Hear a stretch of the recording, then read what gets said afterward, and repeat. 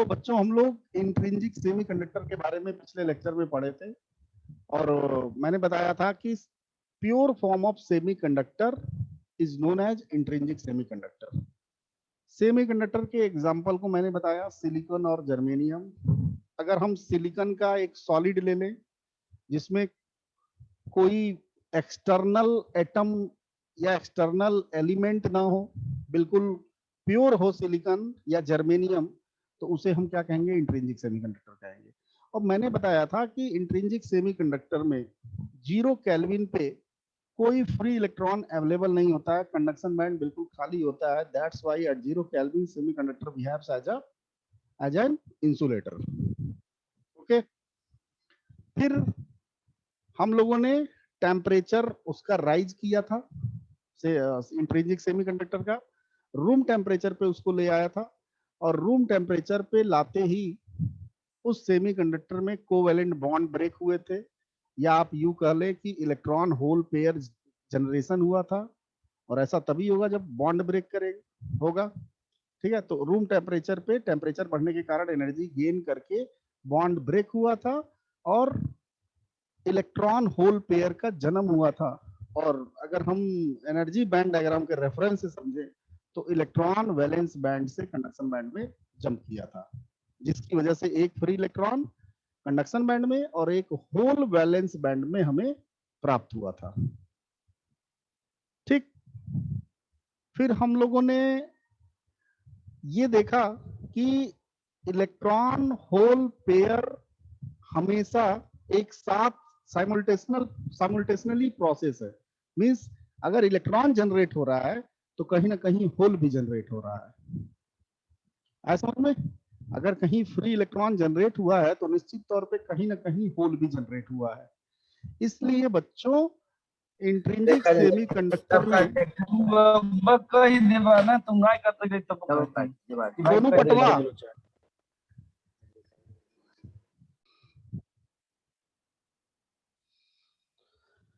तो intrinsic semiconductor में मैंने बताया कि फ्री इलेक्ट्रॉन और होल का जनरेशन साइमल्टेनियसली होता है। इसलिए इंट्रिंसिक सेमीकंडक्टर में इलेक्ट्रॉन कंसंट्रेशन और होल कंसंट्रेशन इक्वल होते हैं।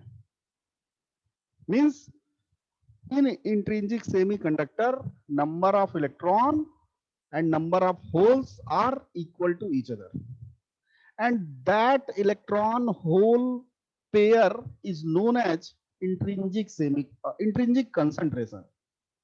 जो इलेक्ट्रॉन होल का कंसंट्रेशन होता है इंट्रिंसिक सेमीकंडक्टर में, उसे हम क्या कहते हैं? इंट्रिंसिक कंसंट्रेशन कहते हैं। आया बात समझ में? इंट्रिंसिक सेमीकंडक्टर का मतलब ही यही हुआ। मैं इंट्रिंसिक कंसंट्रेशन नॉट सेमीकंडक्टर, मैं यहां पे लिखता हूं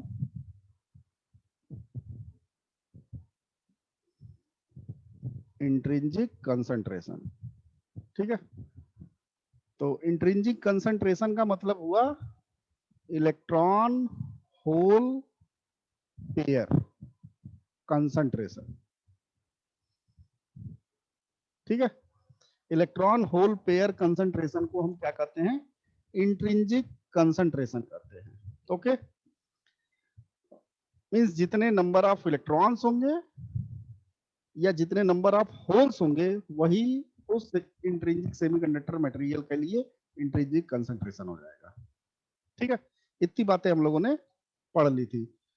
अब मैंने इसका कंडक्टिविटी लिखा था इंट्रिंसिक सेमीकंडक्टर का, तो ऑलरेडी हम लोग कंडक्टिविटी पढ़ चुके हैं कि किसी भी सेमीकंडक्टर मटेरियल के लिए conductivity n q mu n plus p q mu h होती है, क्योंकि यहाँ पे इलेक्ट्रॉन होल दोनों की कंडक्टिविटी को लिखना पड़ेगा। दोनों की वजह से जो कंडक्टिविटी कंट्रीब्यूट हो रही है उसका टोटल करना पड़ेगा।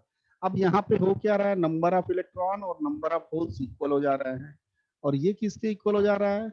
इंट्रिंसिक कंसंट्रेशन के। तो सिग्मा क्या बन जा रहा है? यहाँ पे एन आई क्यू कॉमन हो जा रहा है और यहाँ हो जा रहा है mu n plus mu h. तो this is the expression of conductivity of intrinsic semiconductor। Okay. और यहां हमें साफ साफ दिख रहा है कि कंडक्टिविटी जो है वो डायरेक्टली प्रोपोर्शनल टू क्या है, इंट्रिंसिक कंसंट्रेशन के, क्योंकि इसमें Q कांस्टेंट है और मोबिलिटी कांस्टेंट है, इसलिए किसी भी सेमीकंडक्टर की कंडक्टिविटी उसके इंट्रिंसिक कंसंट्रेशन के डायरेक्टली प्रोपोर्शनल होती है। आई बात समझ में?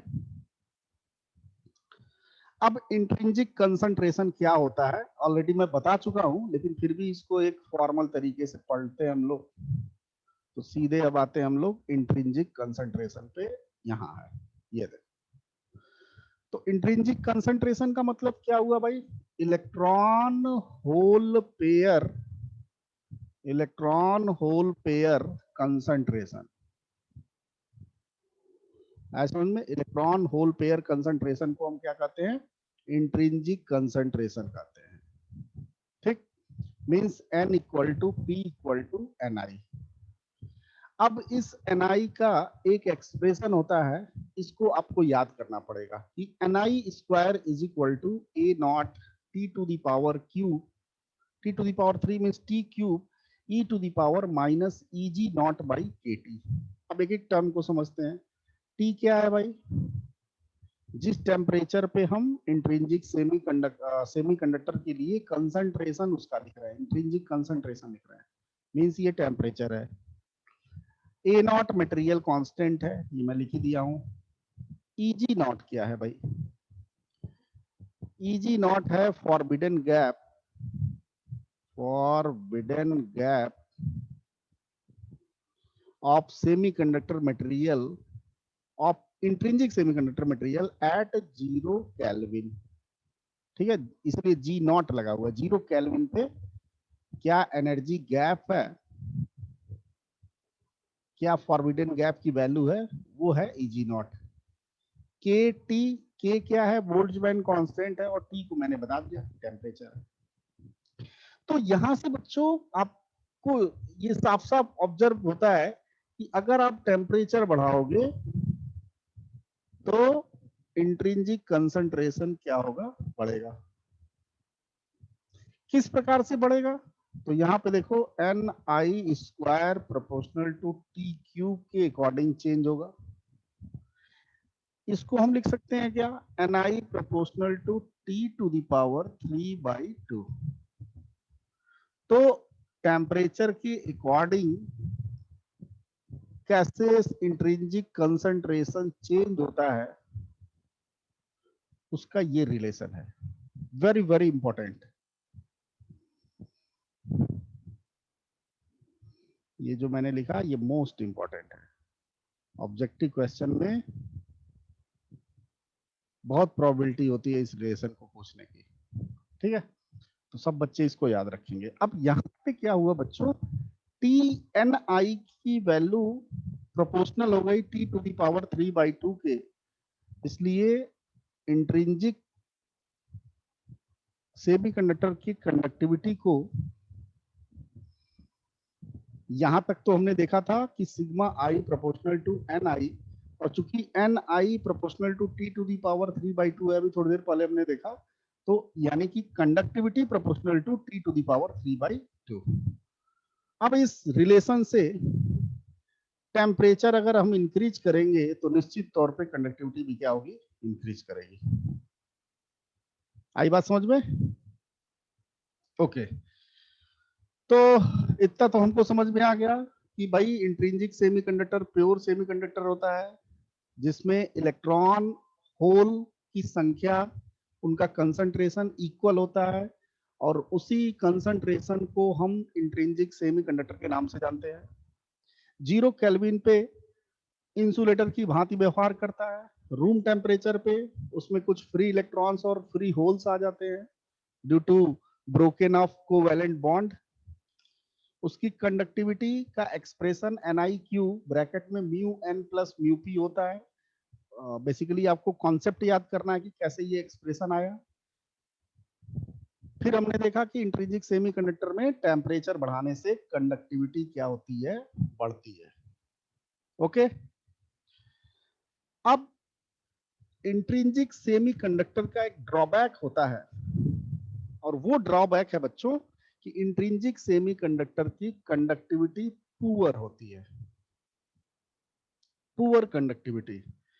यही कारण है कि जब कोई सेमीकंडक्टर डिवाइस बनाया जाता है, उसमें जो सेमीकंडक्टर मटेरियल यूज करते हैं वो इंट्रिंसिक सेमीकंडक्टर मटेरियल नहीं यूज करते हैं, क्योंकि इंट्रिंसिक सेमीकंडक्टर मटेरियल की कंडक्टिविटी क्या होती है, पुअर होती है।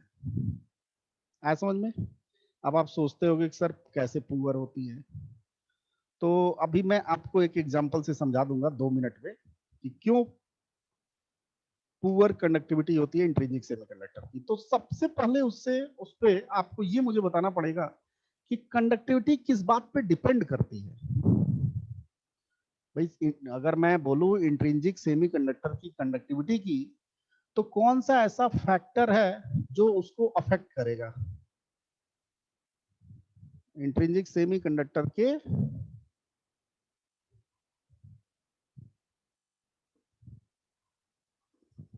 हाँ, इंट्रिंसिक सेमीकंडक्टर के वैल्यू कंडक्टिविटी को कौन सा फैक्टर अफेक्ट करेगा? तो यहां से देखिए आप लोग, ये जो रिलेशन है, ये रिलेशन ये शो करता है कि किसी इंट्रिंसिक सेमीकंडक्टर में कंडक्टिविटी बढ़ेगी अगर हम इंट्रिंसिक कंसंट्रेशन क्या कर दे, इंक्रीज कर दे। आया समझ में? बट आप इंट्रिंसिक कंसंट्रेशन इंक्रीज करके बहुत ज्यादा कंडक्टिविटी को आप इंप्रूव नहीं कर सकते हो। बात समझ में आई? मैंने भाई यहां तो साफ इस रिलेशन में साफ साफ दिख रहा है कि conductivity proportional to NI, conductivity proportional to NI means NI को इनहेंस करके आप कंडक्टिविटी इनहेंस कर सकते हो, और एनआई को इंक्रीज करने का जो कॉज है वो है टेम्परेचर। तो आप टेम्परेचर सेमीकंडक्टर का बढ़ा दीजिए, तो टेम्परेचर बढ़ाने से उसका इंट्रिंसिक कंसंट्रेशन बढ़ेगा, और इंट्रिंसिक कंसंट्रेशन बढ़ेगा तो कंडक्टिविटी बढ़ जाएगी। बट बच्चों, टेम्परेचर को बढ़ा के कंडक्टिविटी बढ़ाने का जो तरीका है उसमें बहुत ज्यादा कंडक्टिविटी बढ़ती नहीं है, बहुत ज्यादा कंडक्टिविटी में चेंजिंग नहीं आती है। उसका कारण है, मैं आपको समझाता हूं एक एग्जांपल से। ठीक है, सब लोग ध्यान से देखेंगे। मैं एक एग्जांपल ले रहा हूं।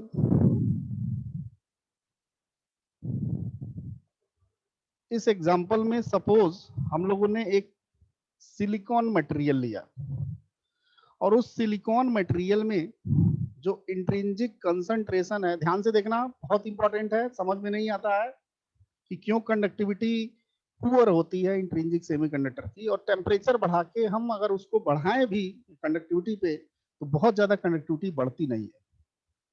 ठीक है, तो ऐसा क्यों होता है, और फिर इसका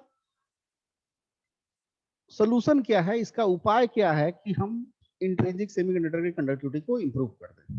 ठीक है, तो पहले समझते हैं कि क्यों पुअर कंडक्टिविटी होती है। तो एनआई की वैल्यू, कोई सेमीकंडक्टर मटेरियल है बच्चों, उसमें एनआई की वैल्यू मींस इंट्रिंसिक कंसंट्रेशन की value 1.5 into 10 to the power 10 पर सेंटीमीटर क्यूब। भाई मैंने बोला ना ये कंसंट्रेशन है, पार्टिकल पर यूनिट वॉल्यूम, तो यहाँ वॉल्यूम को हम सेंटीमीटर क्यूब में लेके चल रहे हैं। ये सिलिकॉन है,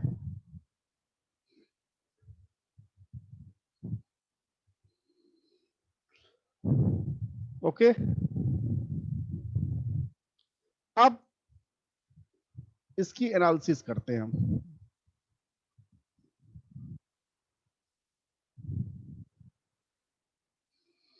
suppose number of silicon atom, number of silicon atoms in semiconductor, ये गिवन है 5 इंटू 10 टू दी पावर 22 पर सेंटीमीटर क्यूब। अब इन दोनों डेटा को समझते हैं। ये क्या दिया हुआ है भाई, यहाँ जो सिलिकॉन, ये जो डेटा 5 × 10⁻22 दिया हुआ है, ये पूरे मटेरियल में सिलिकॉन एटम्स का कंसंट्रेशन दिया हुआ है, कितने नंबर ऑफ सिलिकॉन एटम है पर यूनिट वॉल्यूम में, उसको ये दिया हुआ है 5 × 10⁻22। तो सर ये क्या दिया हुआ है, ये दिया है बच्चों इंट्रिंसिक कंसंट्रेशन।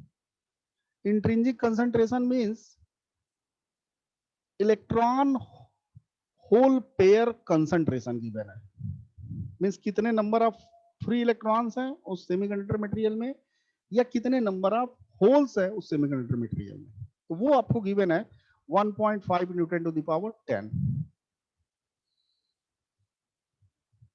ओके, और ये जो डेटा है ये 300 केल्विन टेम्परेचर पे गिवन है। बात समझ में आई? अब जरा हम number of silicon atom, number of silicon atom divided by intrinsic concentration निकालते हैं।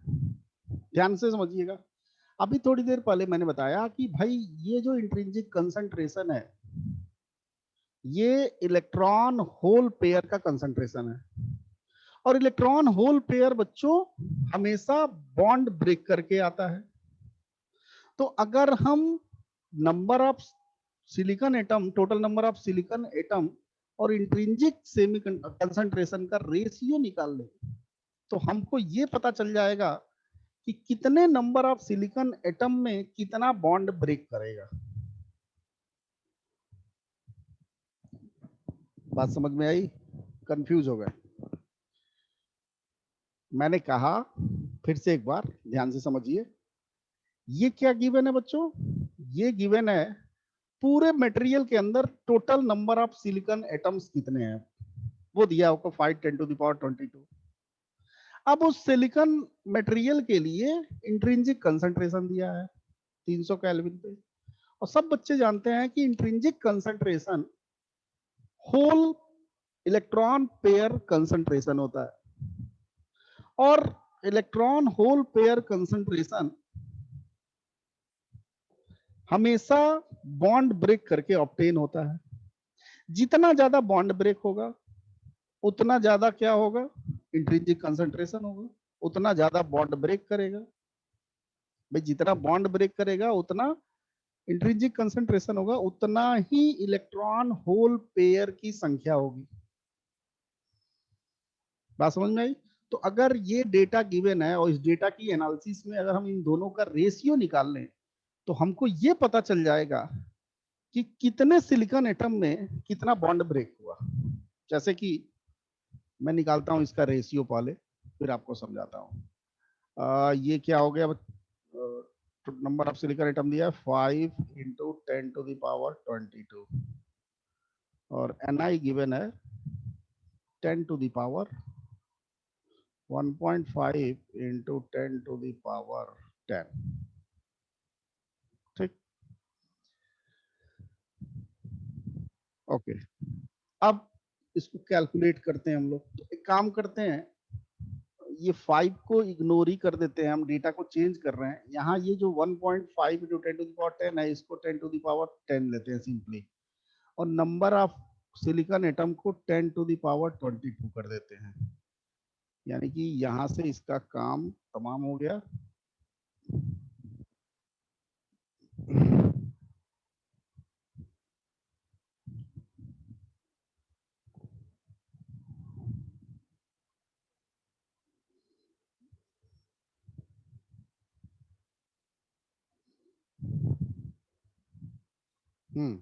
निकालते हैं रेशियो इसका।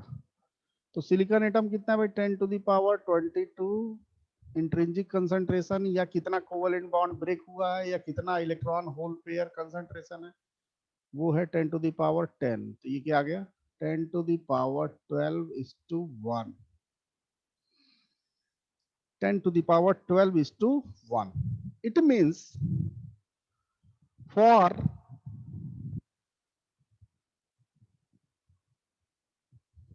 every 10⁻12 silicon atoms one covalent bond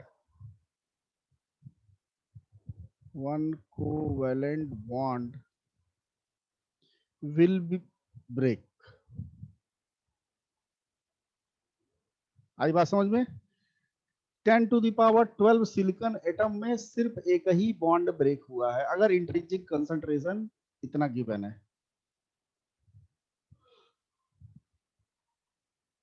बात समझ में आई? मैं सिलिकॉन के 10⁻12 सिलिकॉन एटम में के लिए अगर हम बात करें तो सिर्फ एक ही इलेक्ट्रॉन होल पेयर होगा, इंट्रिंसिक कंसंट्रेशन सिर्फ एक ही होगा 10⁻12 के कंपैरिजन में। तो 10⁻12 के कंपैरिजन में 1 इलेक्ट्रॉन होल पेयर है। तो ये बात से साफ साफ समझ में हमें आ गया कि दिस इज द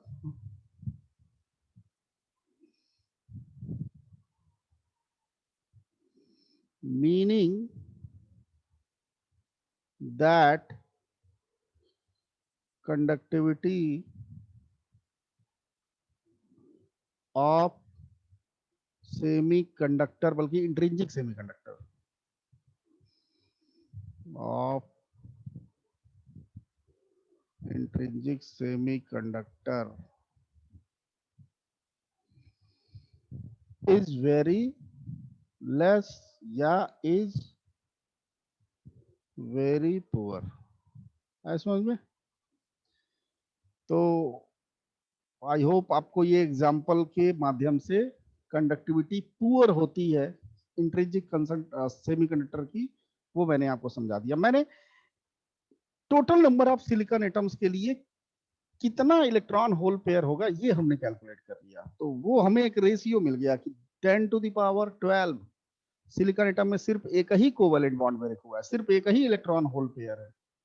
इसलिए बच्चों इस तरह के सेमीकंडक्टर की कंडक्टिविटी पुअर होती है। आई बात समझ में?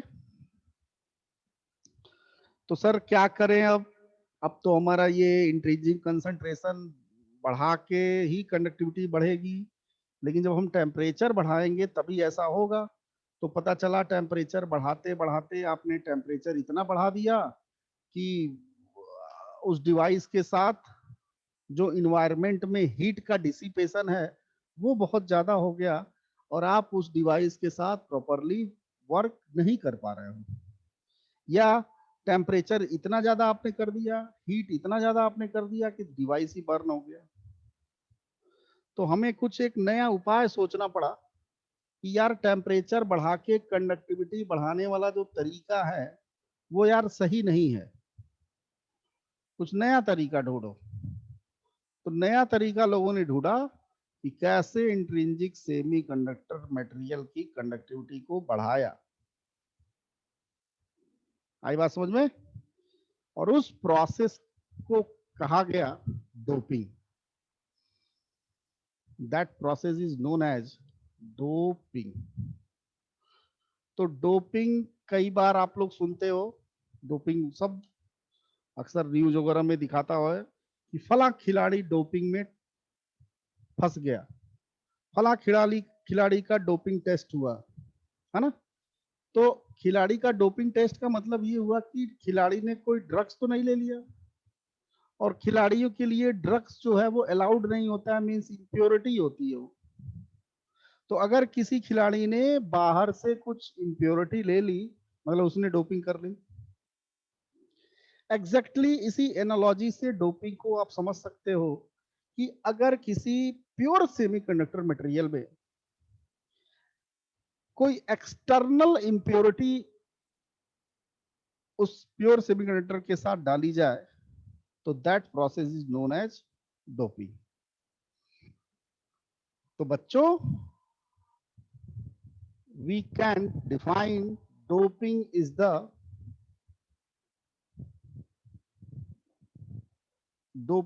the process to mix impurity in pure semiconductor। Pure semiconductor में इंप्योरिटी मिक्स करना क्या कहलाता है? डोपिंग कहलाता है।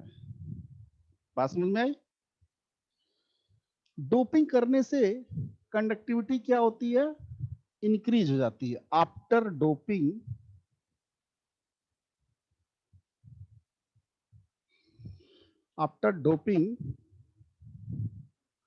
conductivity of intrinsic semiconductor will improve।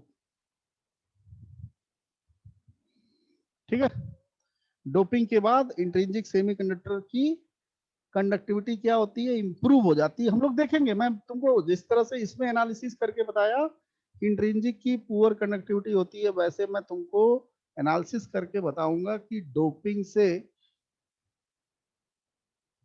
Intrinsic semiconductor की कंडक्टिविटी को हम बढ़ा सकते हैं। ठीक है, आप घबराइए मत। फिलहाल अभी आप याद रखो कि after doping conductivity of intrinsic semiconductor will improve, and intrinsic semiconductor becomes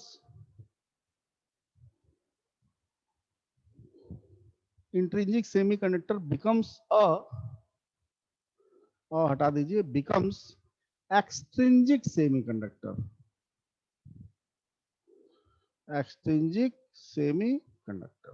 बात समझ में आई? भाई जब आप इंट्रिंसिक सेमीकंडक्टर की बात कर रहे थे तो प्योर सेमीकंडक्टर जो था वो इंट्रिंसिक सेमीकंडक्टर था, लेकिन आपने उसमें बाहर से कुछ गड़बड़ी मिला दिया, कुछ इम्प्योरिटी मिला दिया, तो अब वो प्योर नहीं रहा। तो उस इम्प्योर फॉर्म ऑफ सेमीकंडक्टर को आप क्या कहोगे? एक्सट्रिंसिक सेमीकंडक्टर कहोगे। बात समझ में आई? तो डोपिंग का बाकी का पार्ट हम नेक्स्ट लेक्चर में पढ़ेंगे। अभी 2:40 से या 3:30 से, या हो सकता है कि दोनों लेक्चर मैं ही लूं, तो इसलिए सब लोग 2:40 पे, अगर नहीं आया मैं तो 3:30 पे आएंगे, और 2:40 पे अगर आ गया तो अच्छी बात है। ठीक है।